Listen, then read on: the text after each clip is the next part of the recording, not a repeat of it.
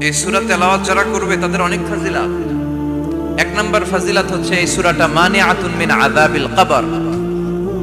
এই সূরা যারা তেলাওয়াত করবে তাদের কবরের আযাব হবে না। কবরে যাওয়া লাগবে কি লাগবে না? যাওয়া লাগবে না। কার কার হাত তোলেন? একজনও নাই। সবাই কবরে যাবেন।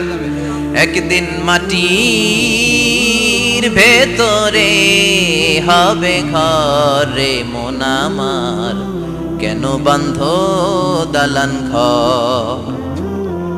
প্রাণ পাখি উড়ে যাবে পিঞ্জর ছেড়ে,